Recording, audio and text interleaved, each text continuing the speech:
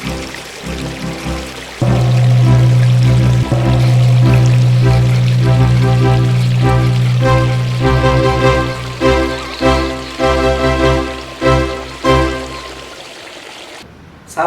reformasi birokrasi. Untuk mengungkapkan hasil pembangunan zona integritas di BMTI, paling tidak ada 4 hal yang harus kita ungkapkan. Yang pertama adalah profil kinerja BMTI.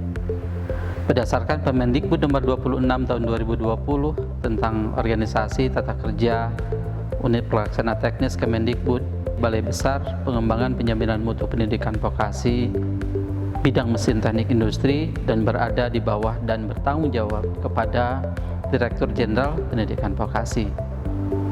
Tugas dari BBP PMPV BMTI adalah melaksanakan pengembangan penjaminan mutu pendidikan vokasi bidang mesin teknik industri dengan fungsi utamanya yaitu melaksanakan fasilitas dan peningkatan kompetensi pendidik dan tenaga pendidikan. Nah, dari fungsi tersebut kita tetapkan sasaran dan target kinerjanya yang meliputi 2 hal. Yang pertama, sasarannya adalah untuk meningkatkan kompetensi pendidik dan tenaga pendidikan sesuai dengan bidangnya. Nah, indikatornya adalah jumlah pendidik dan tenaga pendidikan yang meningkat kompetensinya. Yang kedua, sasarannya adalah terwujudnya tata kelola Balai Besar Pengembangan Penjaminan Mutu Pendidikan Vokasi BMTI ini yang berkualitas. Indikatornya yang bisa kita ukur adalah dengan predikat sakip BBP PMPP BMTI ini minimal BB. Yang kedua yang harus diungkapkan adalah tentang progres reformasi pada 6 area perubahan yang kita lihat kondisi sebelum dan sesudahnya. Nah, area perubahan yang pertama adalah pada manajemen perubahan. Tujuan manajemen perubahan adalah untuk mengubah secara sistematis dan konsisten mekanisme kerja, pola pikir atau mindset, serta budaya kerja atau culture set dari individu menjadi lebih baik. Upaya yang kami lakukan adalah membentuk tim kerja melalui mekanisme yang jelas. Yang keduanya menyusun dokumen dokumen pembangunan zona integritas yang di dalamnya memuat target-target prioritas dan mekanisme untuk mensosialisasikan pembangunan zona integritas. Yang ketiga, kami melakukan pemantauan dan evaluasi pembangunan zona integritas agar kegiatannya dilaksanakan sesuai target dan hasil monepnya ditindaklanjuti. Yang keempat, kami mengubah pola pikir budaya kerja dengan melibatkan pimpinan sebagai role model, membentuk agen perubahan, membangun budaya kerja dengan nilai-nilai organisasi yang disepakati, dan melibatkan seluruh anggota organisasi dalam pembangunan zona integritas. Nah, hasil yang dicapai sebelumnya komitmen seluruh jajaran pimpinan dan pegawai dalam mewujudkan zona integritas ini masih rendah.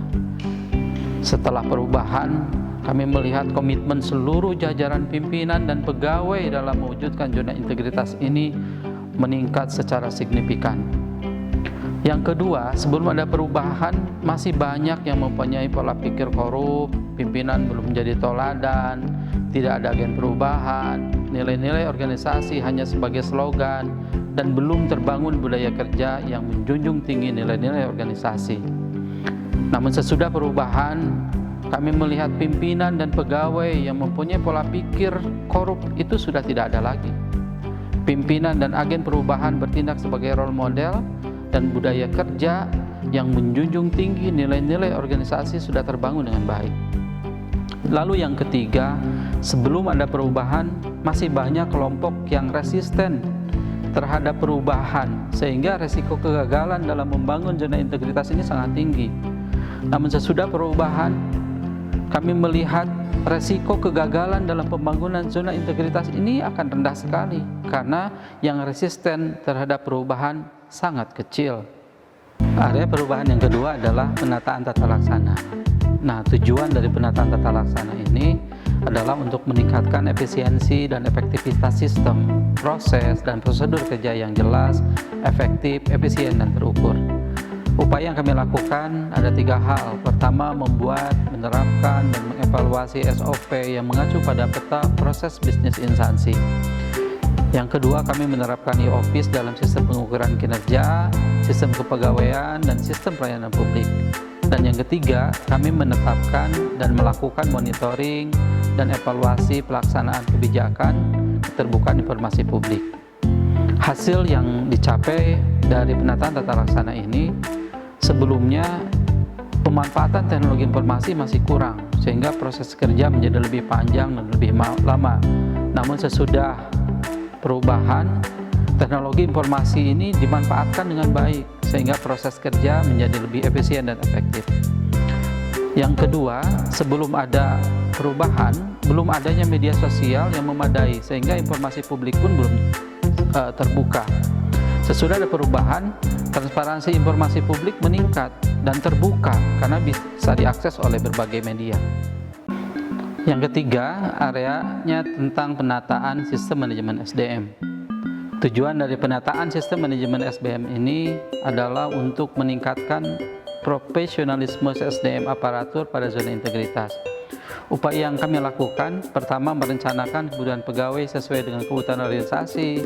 Kita menetapkan, menerapkan, dan melakukan monitoring dan evaluasi terhadap kebijakan pola mutasi internal. Yang ketiga, mengembangkan pegawai berbasis kompetensi melalui diklat maupun pengembangan kompetensi lainnya. Dan yang keempat, kita menetapkan kinerja individu.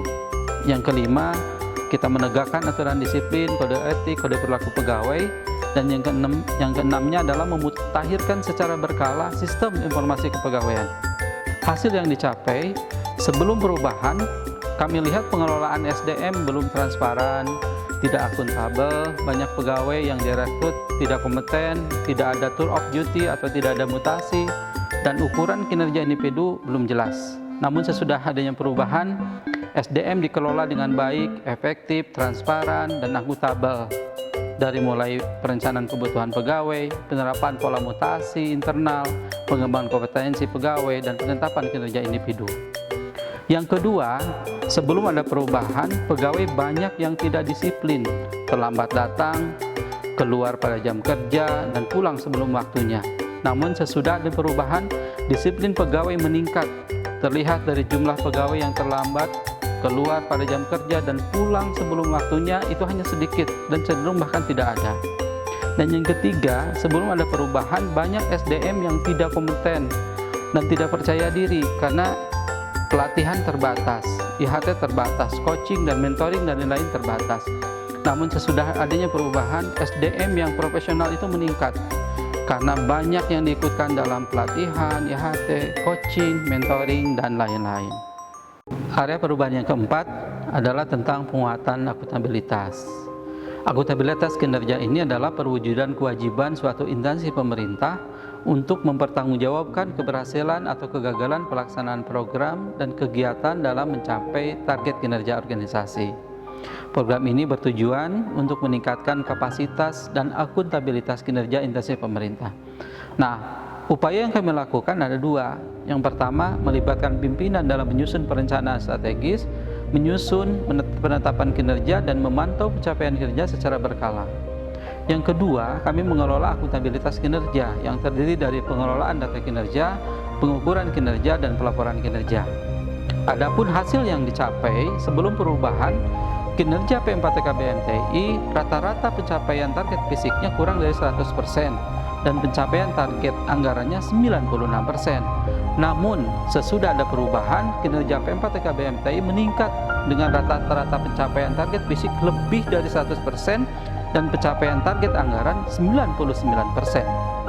Yang kedua, sebelum ada perubahan, nilai akuntabilitas kinerja P4TK BMTI masih rendah. Kami berada di ranking 17 dari 19 dengan nilai cukup atau CC peringkatnya. Namun, sesudah ada perubahan, akuntabilitas kinerja meningkat secara signifikan. Dibuktikan dengan kami meraih ranking 1 nilai sakip di Ditjen GTK dengan predikat memuaskan atau dengan nilai A. Area yang kelima adalah penguatan pengawasan. Nah, tujuan dari penguatan pengawasan ini adalah untuk meningkatkan penyelenggaraan pemerintahan yang bersih dan bebas dari korupsi, kolusi, dan nepotisme.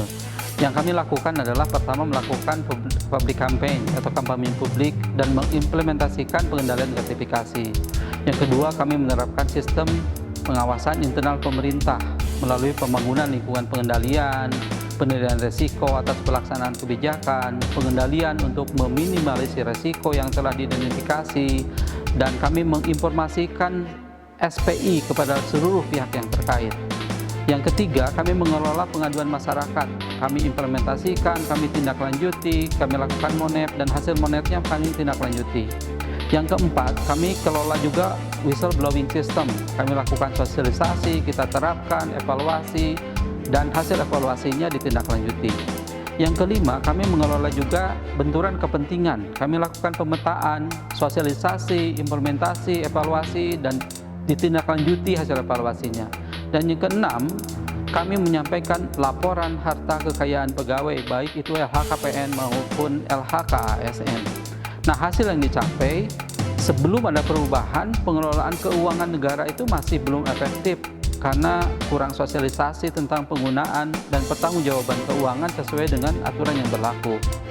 Nah, sesudah ada perubahan, pengelolaan keuangan negara dilakukan secara efektif dan patuh pada peraturan yang berlaku, sehingga BMTI memperoleh penghargaan peringkat pertama kinerja pelaksanaan anggaran Satker semester 2 tahun 2019, klasifikasi bidang PMK kategori pengelola Pagusdang lingkup Kanwil Ditjen Perbendaharaan Provinsi Jawa Barat. Yang kedua, sebelum ada perubahan, tidak semua ditindaklanjuti temuannya. Dalam artian tidak tuntas pada waktunya. Namun setelah ada perubahan, banyaknya temuan itu menjadi berkurang dan tindak lanjut temuan selesai sebelum batas akhir. Yang berikutnya, sebelum ada perubahan, belum adanya regulasi yang jelas, sehingga masih terdapat beberapa pekerjaan yang masih dilaksanakan tidak sesuai dengan kewenangan dan tupoksinya. Jadi pekerjaan itu masih tumpang tindih. Namun setelah adanya perubahan, tingkat penyalahgunaan wewenang berkurang karena regulasi ditetapkan secara tegas, sehingga setiap pekerjaan sudah ditangani oleh pejabat atau pegawai yang berwenang sesuai dengan tugas dan fungsinya. Area yang keenam adalah peningkatan kualitas pelayanan publik. Nah, tujuan dari peningkatan kualitas pelayanan publik ini adalah untuk membangun kepercayaan masyarakat terhadap penyelenggara pelayanan publik dalam rangka peningkatan kesejahteraan masyarakat dengan menjadikan keluhan mereka sebagai sarana untuk melakukan perbaikan pelayanan publik.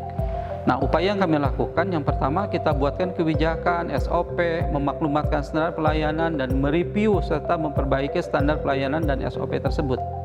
Yang kedua, kami memudayakan pelayanan prima melalui pelatihan, membuatkan informasi pelayanan yang mudah diakses, membuat sistem reward dan punishment bagi pelaksanaan layanan, memberikan kompetensi bagi penerima layanan apabila pelayanan tidak sesuai dengan standar, kami berikan kompensasi kepada mereka. Kemudian membuat sarana layanan yang terintegrasi atau terpadu. Dan yang terakhir, kami melakukan inovasi pelayanan. Selain itu, kami melakukan penilaian kepuasan terhadap pelayanan melalui survei yang hasilnya bisa diakses secara terbuka dan melakukan tindak lanjut atas hasil survei tersebut. Hasil yang bisa dicapai sebelum ada perubahan, belum ada inovasi terkait pelayanan publik, sehingga kualitas pelayanan masih rendah. Lebih lama, belum bisa di-tracking, biayanya mahal, penyampaian sertifikat terkendala, dan hanya bisa dijangkau dengan tatap muka. Namun sesudah ada perubahan, adanya inovasi galeri kejuruan, sehingga kualitas pelayanan publik meningkat menjadi lebih cepat, terdapat tracking, lebih murah, lebih aman, dan lebih mudah dijangkau. Yang kedua, sebelum ada perubahan, indeks kepuasan masyarakat di bawah standar, dan SKM dilakukan hanya sebatas untuk keperluan administrasi saja. Namun sesudah ada perubahan, indeks kepuasan masyarakat terhadap pelayanan publik meningkat dan berada di atas standar, serta SKM diolah untuk perbaikan berkelanjutan dan hasilnya dipublikasikan secara terbuka dan ditindaklanjuti. Terakhir, kami punya nilai-nilai yang menjadi moto di PPTK BMTI, yaitu bersih, melayani, taat, integritas. Mari kita laksanakan reformasi birokrasi demi membangun zona integritas yang lebih baik.